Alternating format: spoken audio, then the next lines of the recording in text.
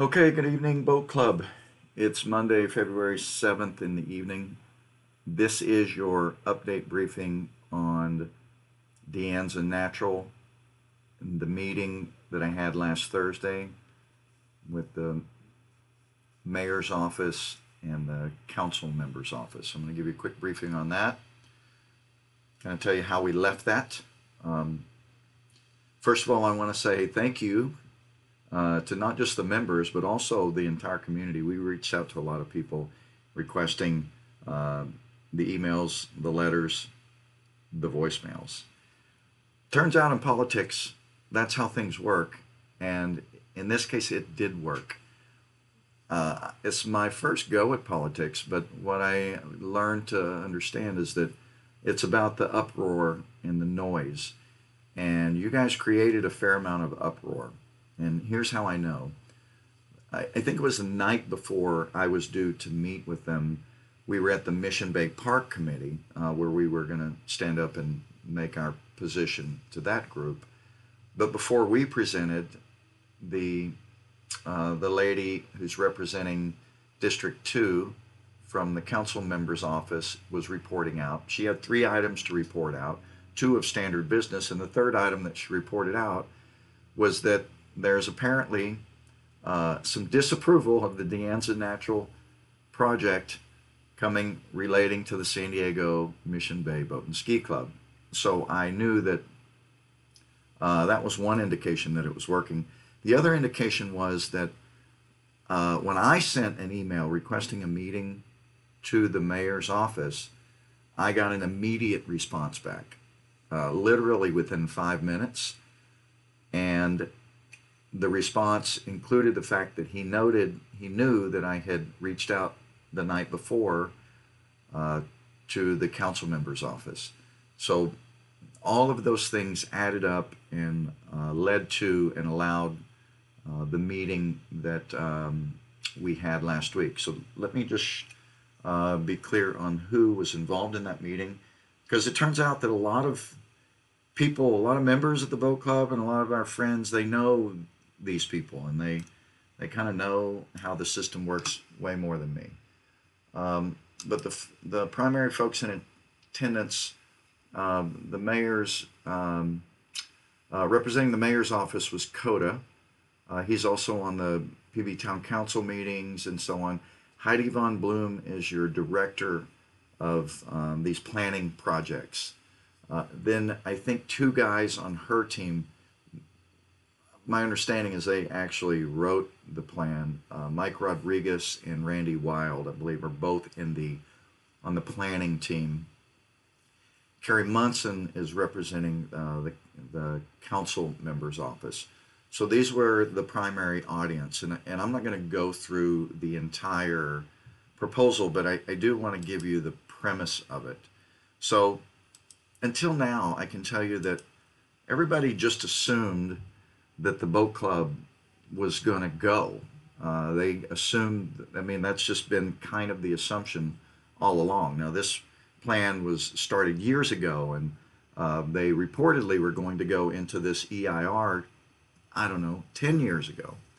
But none of that's ever happened, and it's essentially starting over. One of the interesting things, and one of the what I think is a strategic approach, is that the location of our 4 acres is really out of the significant impact of this move. We're being north of the footbridge, I think is going to play nicely into our strategy. This is the plan as it's been, we call it the bubble drawing in the NOP.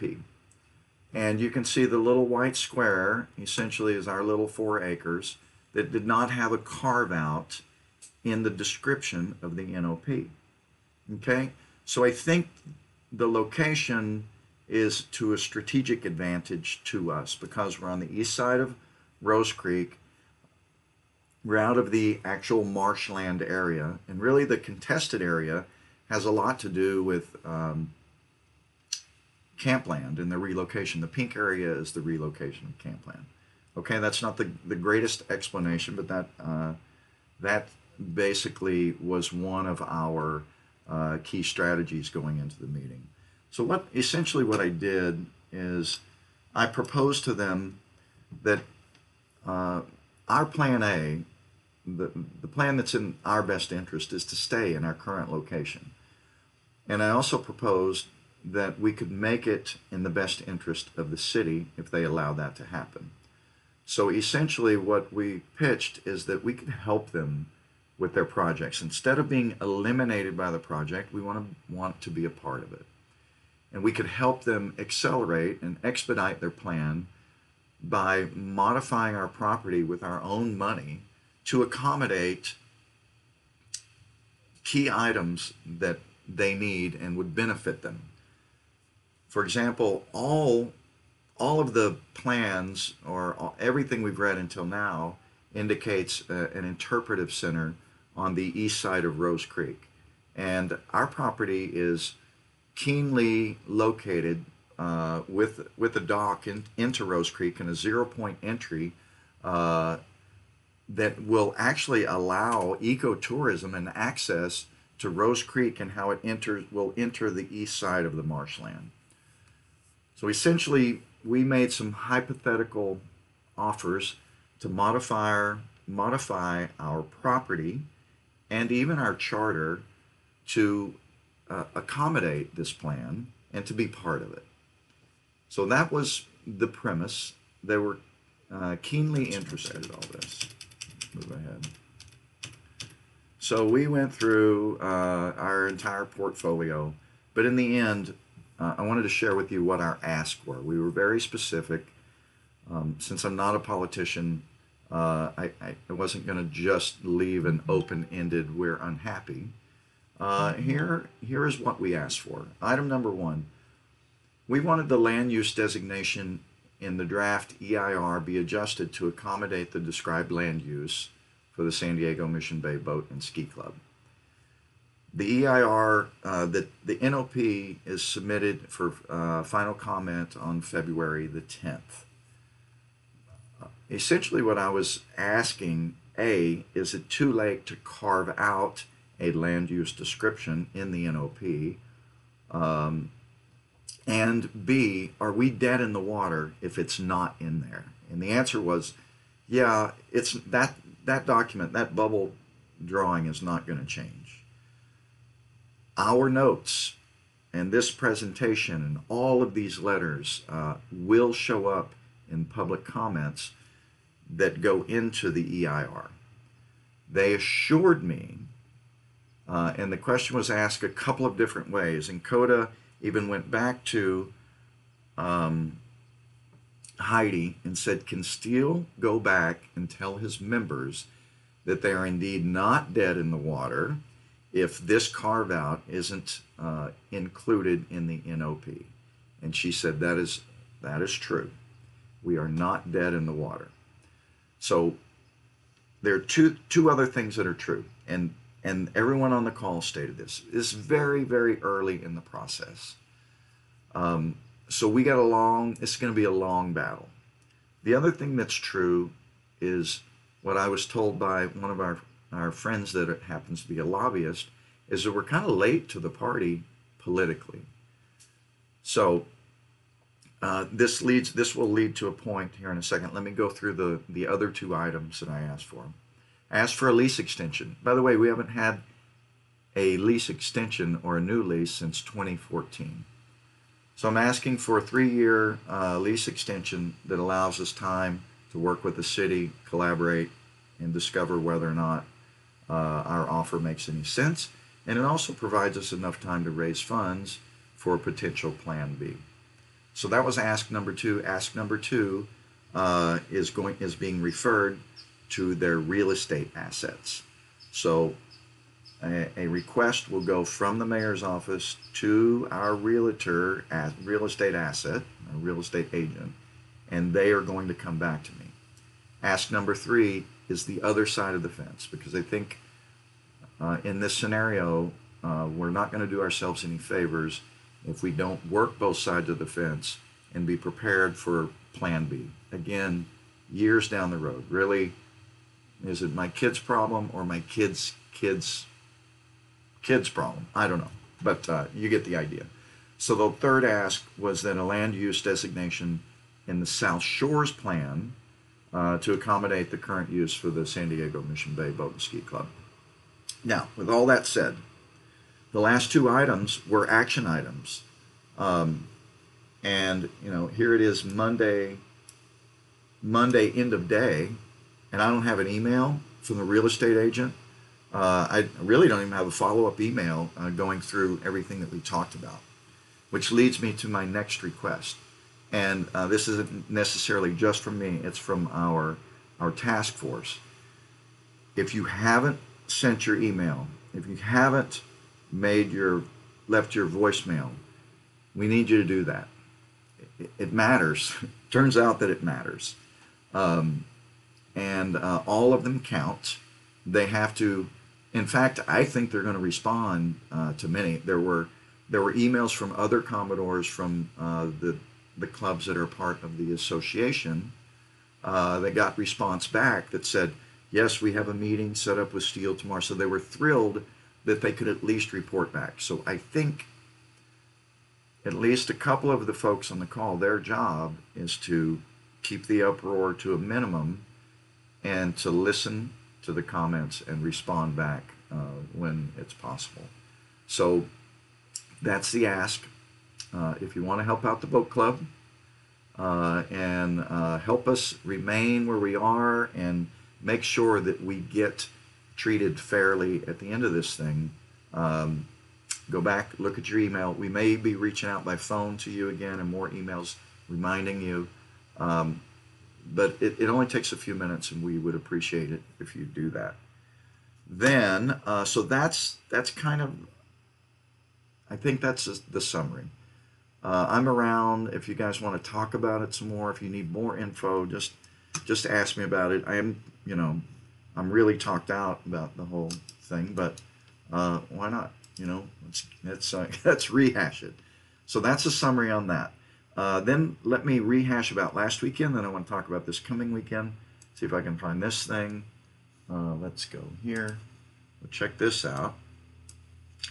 So this is last Thursday night. This is the first San Diego Mission Bay Boat and Ski Club winner of the poker tournament.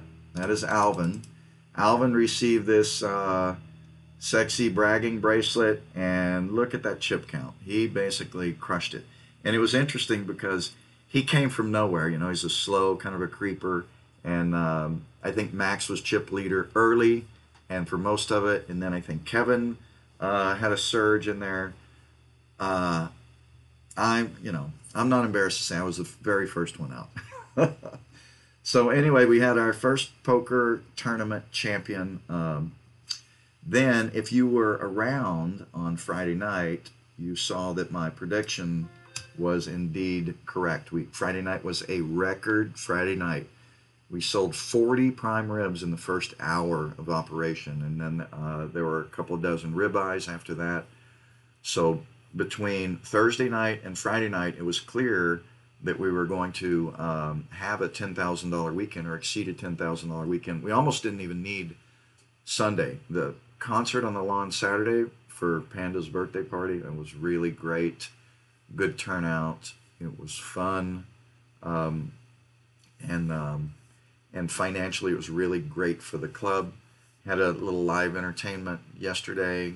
Chrissy was playing her ukulele. I thought that was pretty adorable. I got out there, threw some horseshoes. The sun was shining. It was great. I think the galley crushed it this weekend. Even on Saturday, with just Tony in there by himself, he crushed it. Did a great job. So I think the point is, and I'm thrilled with the staff conditions.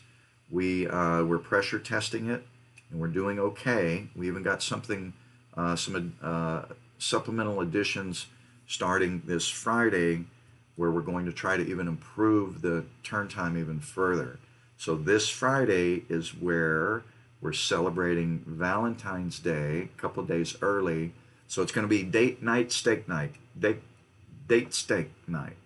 So come on down on Friday for that. Saturday will be the Superbowl party. Most of you know Kegman or know of him anyway. He's hosting a big golf tournament in the morning on Saturday, and that party will drain into the club, and there will be live entertainment starting at 3 p.m. On the lawn. Not just Geordie, I want to say, is the name of the band. So it's open for everyone. Bring your friends. It's gonna be funny. It's gonna be fun and funny.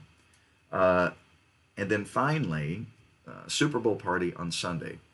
We do have an all-inclusive package. If you want to be all-inclusive, all you can drink, all you can eat for $45.